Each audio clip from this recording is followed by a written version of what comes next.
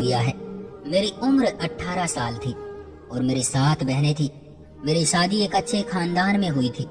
मेरे पति को अपनी माँ से बहुत ज्यादा मोहब्बत थी और वो उन्हीं लोगों में से था जो अपनी माँ के खिलाफ एक शब्द भी नहीं सुनते। लेकिन मुझे ये बात पहले से ही बता दी गई थी। मेरे दिल में कोई सपना नहीं था। मेरी 2 बहनों की शादी भी इसी तरह के खानदान में हुई थी। यहाँ पर तो ये तसल्ली ठीक है, घर में ज्यादा लोग नहीं थे, सिर्फ एक सास और ससुर थे। मेरी बहनें मुझसे जलन महसूस कर रही थी कि चलो तुम्हारी ससुराल में आदमी तो कम है, हम मासूम लड़कियां तंग रहने वाले घराने से होती हैं तो यही सोचकर खुश हो जाती हैं कि चलो शादी हो गई, 4 दिन इज्जत मिलेगी, सब आगे पीछे फिरेंगे। बस यही छोटी छोटी खुशियां होती हैं। मेरे साथ भी यही हुआ। शादी के 1 हफ्ते तक मेरी बहुत इज्जत हुई थी, जिसके बाद वहाँ वही होने लगा जो होना था। सास कहने लगी कि तुम चलती कैसे हो, बोलती कैसे हो, तुम खाना कैसे बनाती हो, तुम काम कैसे करती हो, तुम्हें तो खाना बनाना नहीं आता है। उन्होंने मुझे हर तरह से जज करना शुरू कर दिया। मेरे ससुर भी उनका साथ देते और उनके हाँ में हाँ मिलाते, क्योंकि मेरे ससुर और सास दोनों ही अभी तक काफी जवान थे। उनकी शादी बहुत कम उम्र में हुई थी। मेरी उम्र 18 साल थी, मेरे पति की 20-21 साल थी और मेरे सास ससुर शायद 40 या 42 साल के थे। लेकिन उनकी सोच बिल्कुल ही खानदानी थी। मुझे लगता था कि वो लोग कभी जवान थे ही नहीं। कहते हैं कि घर में सिर्फ सास ही होती है, लेकिन मेरे साथ तो ये मसला था कि मेरे ससुर भी कम नहीं थे। मैं सोचती थी कि मेरे घर में तो 2 सास हैं, दोनों मिलकर मेरा खून जलाती रहती हैं। मेरे पति का काम तो ऐसा था, वो ज्यादा देर घर पर नहीं रहते थे। वो घर आता और मैं उससे कोई बात करती तो मुझे बुरी बातें सुनाता था कि मैं पहले अपने काम से थक कर आया हूँ और यहाँ पर तुम्हारा ड्रामा ही खत्म नहीं हो रहा है। अब मैंने उससे बात करनी ही छोड़ दी थी। मेरी तो जिंदगी नर्क हो चुकी थी। मैं कपड़े लेकर छत पर जा रही थी डालने के लिए कि मेरी सास वहाँ पर आई और कहने लगी कि कपड़ों की बाल्टी छत पर रख दो, मैं खुद ही डाल दूंगी। मैंने कहा कि ठीक है। वो ऊपर धूप में बैठने जा रही थी और उनके हाथ में कुछ केले भी थे जो उन्होंने वहाँ बैठकर खाने थे। मैंने कहा कि ठीक है और दिल में सोचने लगी, ये मुश्किल काम तो मैंने कर दिया, अब आसान काम करके मेरे ऊपर एहसान कर रही है। साथ ही मुझे कहा कि तुम मेरे कमरे की सफाई करो। मेरी सास का कमरा काफी पीछे करके बना हुआ था, वहाँ पर अगर कोई चला जाता तो उसे बाहर की आवाज नहीं आती थी। मैं अपनी सास के कमरे की सफाई करने लगी और थोड़ी देर के बाद मुझे कुछ गिरने की आवाज आई। मुझे लगा कि कोई बिल्ली होगी। मैंने ध्यान नहीं दिया, लेकिन मैं हैरान रह गई। बाहर आई तो सामने का मंजर देखकर मैं हैरान रह गई। मेरी सास छत से नीचे गिरी हुई थी और उसे देखकर लगता था कि उसकी जान निकल चुकी होगी। वो अपने ही फेंके हुए केले के छिलके से फिसल गई थी। मुझे समझ नहीं आ रहा था कि मैं क्या करूं। उस वक्त तो मैं काफी घबरा गई। मैंने अपने पति को कॉल की और ससुर को भी। फिर उनको अस्पताल ले जाया गया, पर डॉक्टर ने कहा कि आप पहले ही इनको मार के लाए थे, वो रास्ते में ही मर चुकी थी, हम इनको नहीं बचा सकते। घर में काफी कोहराम मच गया। अफसोस तो मुझे भी बहुत था। मेरे पति की माँ इस दुनिया से चली गई थी, लेकिन बुरा वक्त भी गुजर ही गया। मेरे ससुर घर में ही होते थे और मेरे पति अपने काम पर जाते थे। कोई किसी के लिए मर नहीं जाता, सब अपनी अपनी रूटीन पर वापस आ जाते हैं। एक दिन मैं घर का काम कर रही थी कि मुझे लगा कि कोई मेरे पीछे खड़ा है। जब मैंने पलटकर देखा तो वो मेरे ससुर थे। मैंने कहा, जी आपको कुछ चाहिए?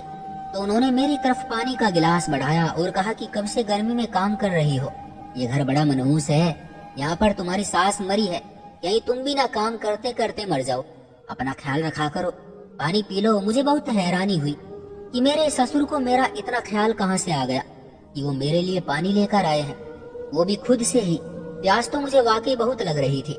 मैंने पानी पी लिया, उनका धन्यवाद किया।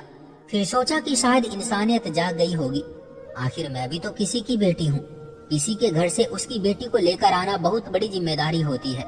लोग कहते हैं कि हम बहुत ख्याल रखेंगे, लेकिन ख्याल रखता कोई नहीं है। हो सकता है ससुर का दिल नर्म हो गया था, क्योंकि उनकी पत्नी इस दुनिया से चली गई थी। सुना था अपनी पत्नी से बहुत मोहब्बत करते थे, बहुत आशिक मिजाज थे। दोनों ने पसंद की शादी की थी। ऐसे हमसफर अगर आपके साथ ना हो तो हालात इंसान को नर्म मिजाज बना देते हैं। मेरी सास घर से क्या गई, घर में कोई अच्छी चीज नहीं बन रही थी। न कोई टीवी देखना देता था, न कोई टीवी देखने देता था। अजीब सोग का माहौल बना रखा था।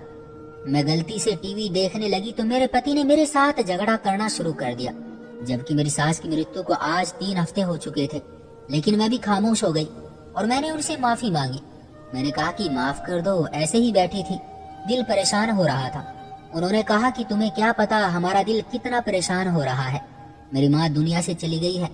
एक दिन शाम हुई तो मेरे ससुर मेरे लिए खाने की कुछ चीज लेकर आए और मैं हैरान रह गई कि ये मेरे लिए आज कैसे ले आए। ये अपनी पत्नी के लिए हमेशा इस तरह की मजे मजे की चीज लाया करते थे। दोनों पति पत्नी मिलकर खाते थे, यहाँ तक कि हमें भी नहीं देते थे। इसके बाद सारी रात उनके कमरे से अजीब अजीब तरह की आवाजें आती रहती थी। हंसी मजाक करते थे, हंसते थे, फिल्में देखते थे। मैंने कहा कि आपको अपनी पत्नी की याद आ रही है, इसलिए आप उनकी पसंद की चीज लेकर आए हैं। उन्होंने कहा नहीं, मैं ये तुम्हारे लिए लेकर आया हूँ, तुमने अच्छी चीज नहीं खाई है, अपने पति को बताने की जरूरत नहीं है, उसके आने से पहले ही खा लेना। मैंने कहा ऐसे तो बुरा लगता है, उनको पता चल गया तो? उन्होंने कहा कि उसको पता नहीं चलेगा, कचरा कूड़े में फेंक देना, और वैसे भी उसको तुम्हारी कोई फिक्र है ही नहीं। बात तो ठीक थी, मेरे पति को मेरी कोई फिक्र नहीं थी। मैंने मजे से वो चीज खाई और उसके बाद न जाने मुझे क्यों इतनी अच्छी नींद आ गई कि मैं सो गई। लेकिन जो हुआ वो देखकर तो मेरे कदमों तले से जमीन निकल गई। मैं सोई तो अपने कमरे में थी, लेकिन उठी अपने ससुर के कमरे से। मैं जब सोकर उठी तो मैं कमरे से बाहर आई तो मेरा पति भी बाहर खड़ा था। उसने कहा क्या कर रही थी? मैंने कहा कि अपने कमरे में सो रही थी और आपके आने से पहले ही सो गई थी। उसने कहा कि मैं कमरे में आया तो तुम सो रही थी, फिर रात को उठकर वहाँ कैसे चली गई? मैंने कहा कि मुझे तो पता ही नहीं है कि मैं किस टाइम वहाँ पर गई हूँ, ऐसा कैसे हो सकता है?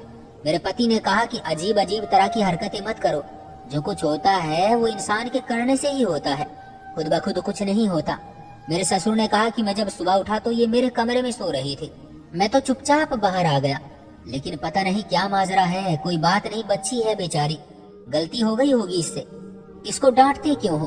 उन्होंने मेरे पति को चुप करवा दिया और मेरे पति ने भी कहा कि ठीक है, आइंदा इस तरह की गलती ना करना। पूरा दिन मैं सोचती रही कि मैं अपने कमरे में सोई, फिर ससुर के कमरे में से कैसे उठी। ये सब कुछ क्या हो रहा था? हम लोग ज्यादा पढ़े लिखे नहीं थे, हमको इन बातों का पता नहीं था। आजकल घर में काफी मेहमान आ रहे थे। सास का अफसोस करने के लिए कुछ मेहमान रात भी रहकर गए थे। उस दिन भी घर में मेहमान थे और ये हरकत हो गई कि मैं सोई अपने कमरे में और उठी ससुर के कमरे से। अब तो मेहमान भी इस बात पर हंसने लगे। उन्होंने कहा कि ये किस तरह की लड़की है जिसको किसी बात की परवाह ही नहीं, कोई शर्म भी नहीं है। ये तो आप इसको अपनी बेटी समझते हैं, लेकिन अगर कोई और होता तो हजार बातें करता। मेरे पति ने मुझे बहुत डांटा और उसके बाद मुझे कहा कि ये क्या तमाशा लगा रखा है तुमने, क्यों बार बार मेरे बाबा के कमरे में जाती हो? मैंने कहा कि आप कैसी तरह की बातें कर रहे हैं, आपके बाबा के कमरे में मैं क्यों जाऊंगी, मुझे वहाँ पर जाकर क्या मिलेगा, मैं तो अपने कमरे में ही सो रही थी। मेरे पति ने तो अजीब सा हुलिया बना रखा था, वो ना शेव करता था, न उसे मेरी किसी जरूरत का ख्याल था, न मेरे पास आता था, मेरी किसी बात की उसको फिक्र नहीं होती थी। बस माँ के गम में अजीब सी हालत में आ गया था। लोगों की माँ मर जाती है, माँ बाप बड़े होते हैं, हमसे पहले इस दुनिया से चले जाते हैं, लेकिन ऊपर वाला ये तो नहीं कहता कि मरने वालों के साथ मर जाओ। दुनियादारी तो निभानी पड़ती है। जिंदगी तो चलती रही थी, लेकिन मेरे पति को कोई परवाह नहीं थी। उसने मेरे करीब आना भी छोड़ दिया था। हमारे बीच में पति पत्नी वाला कोई संबंध नहीं था। मुझे अपने पति की जरूरत महसूस होती थी। मैं उसे इशारे भी करती थी। औरत ज्यादा से ज्यादा क्या कर सकती है? इशारा कर सकती है, अपनी जुबान से कुछ नहीं बोल सकती। शरीफ घर की लड़की थी, मुझे इस तरह की बातें नहीं सिखाई गई थी और यही सिखाया गया था कि औरत कभी पहला कदम नहीं बढ़ाती, नहीं तो पति समझेगा कि ये औरत ठीक नहीं है। इसलिए औरतों में शर्म होती है और वो पीछे हटती है। पति का काम होता है कि वो खुद आगे बढ़े, लेकिन मेरा पति तो न जाने कौन सी दुनिया में खो गया था। ऐसा लगता था कि ये बदल गया है। पहले थोड़ी बहुत मोहब्बत प्यार की बात तो कर लेता था, कम से कम मुझे मेरा हक तो देता था, लेकिन अब तो ये बिल्कुल ही सारी चीजों से पीछे हट गया था। न 3 में था न 13 में। ऐसे में मेरे ससुर अगर मेरा थोड़ा सा भी ध्यान रखते थे तो मुझे बहुत अच्छा महसूस होता। मेहमानों ने भी बहुत बातें बनाई कि ये लड़की पागल है। मेरे ससुर हमेशा मेरे लिए कोई ना कोई खाने पीने की चीजें लेकर आते थे और जिस दिन भी मैं वो चीज खाती थी मुझे बहुत ज्यादा नींद आ जाती थी और उसके बाद फिर सुबह मैं अपने ससुर के कमरे से निकलती थी। अब तो मेरे ससुर ने बाहर चारपाई डालनी शुरू कर दी थी। वो कहते थे कि मौसम बेहतर हो रहा है, सर्दियाँ खत्म हो गई है, मैं बाहर ही सो जाया करूंगा। ये मेरे कमरे में आ जाती है, मुझे बहुत अजीब सा लगता है। मेरे पति ने कहा कि अपने कमरे को अंदर से लॉक क्यों नहीं लगाते हो, लेकिन उनका कहना था कि मेरे कमरे का लॉक खराब हो गया है। मेरे पति ने किसी से पूछा तो उसने कहा कि लगता है तुम्हारी पत्नी को नींद में चलने की बीमारी है। लेकिन ये बीमारी मुझे किस समय से हो गई? मुझे तो ये बीमारी कभी थी ही नहीं। मैं अपनी बहनों के साथ कमरे में सोती थी। उन्होंने तो कभी नहीं कहा कि ऐसा हुआ है। जब किसी इंसान को ये बीमारी होती है तो उसे खुद पता नहीं होता कि उसके साथ क्या हो रहा है। जब किसी इंसान को ये बीमारी होती है तो उसे खुद पता नहीं होता कि उसके साथ क्या हो रहा है। वो नींद में चल के कहीं भी चला जाता है, लेकिन इसके आसपास के लोगों को पता तो चलता है ना। मुझे तो आज तक किसी ने ये बात नहीं बताई थी। मेरे पति ने कहा कि तुम कुछ दिन अपने घर चली जाओ, अपने माँ बाप के घर रहो, तुम्हारा मूड ठीक हो जाएगा। मैं अपने माँ बाप के घर चली गई तो मैंने अपनी बहनों से पूछा कि क्या मैं रात को नींद में चलती थी। तो उन्होंने कहा कि नहीं, तुम क्यों रात को नींद में चलोगी, तुम तो एक दफा सोती हो तो उसके बाद सुबह ही जागती हो। बल्कि मेरी एक बहन बहुत संस्कारी थी, वो सुबह सवेरे ही उठ जाती थी। और मेरी दूसरी बहन को आदत थी कि वो बार बार बाथरूम जाने के लिए जाया करती थी। और हम सब बहनों की नींद कुछ कच्ची थी। मुझे सब कहते थे कि एक दफा सोती है तो ऐसी सोती है कि इसकी आंख नहीं खुलती है। उन्होंने कहा कि ऐसा कुछ नहीं है। मैं हैरान रह गई कि ये बीमारी मुझे मेरे घर में क्यों नहीं होती और अपने ससुराल में ही क्यों होती है। अगर मुझे ये बीमारी होती तो फिर अपने मायके में भी होती। मैं 5 रातें वहाँ रही थी, लेकिन 5 रातों में से मैं एक रात भी नहीं उठी।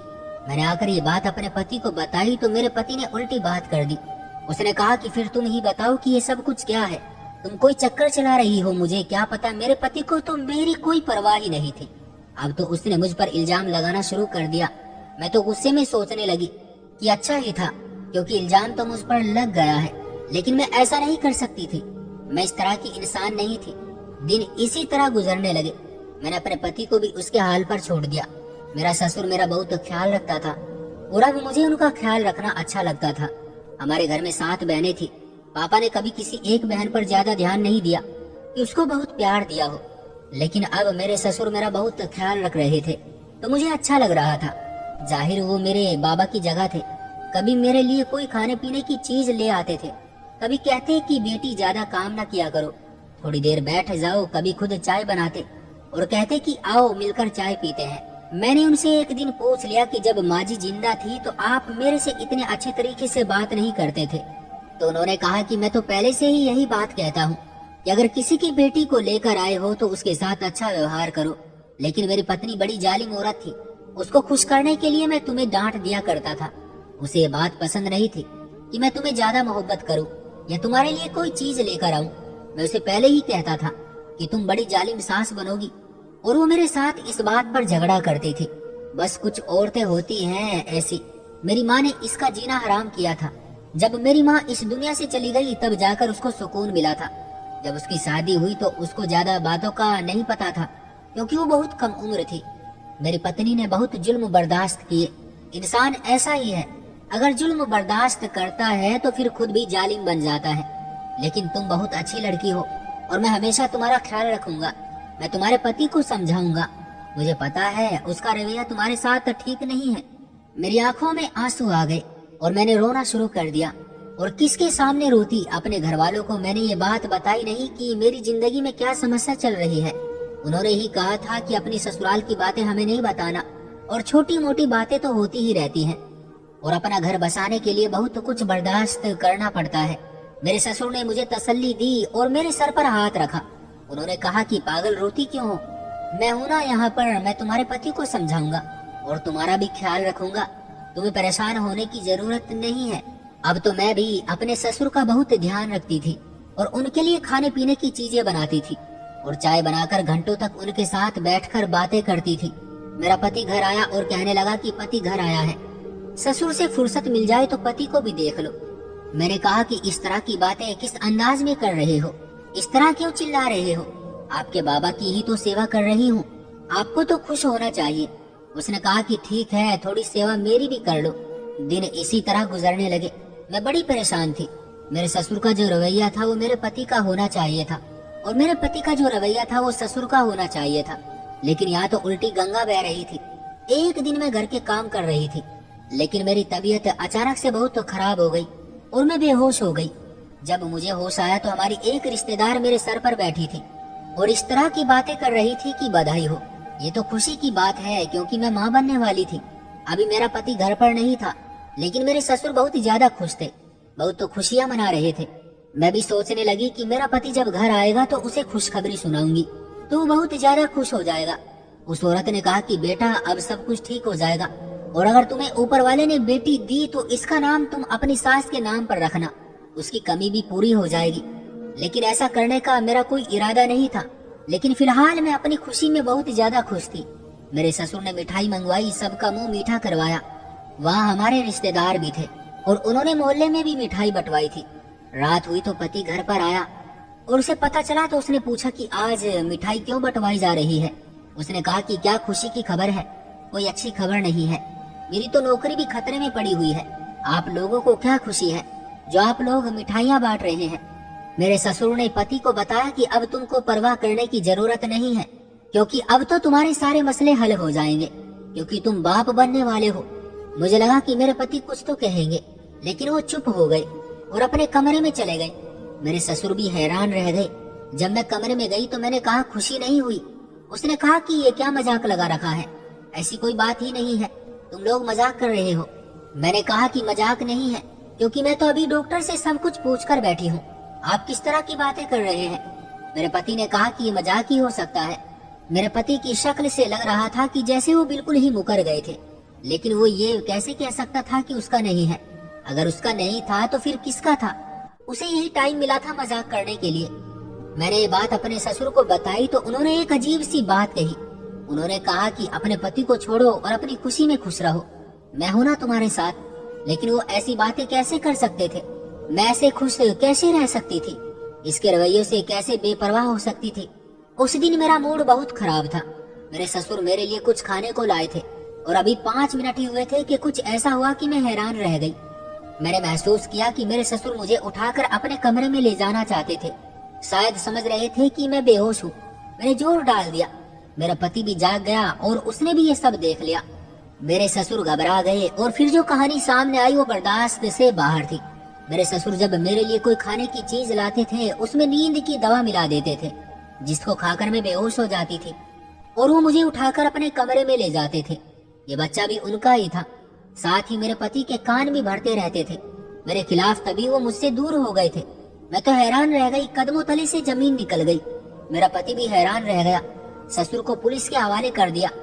शुक्र है कि मेरे पति ने मेरा साथ दिया और मुझे संभाला, पर जो भी हुआ था बहुत बुरा था।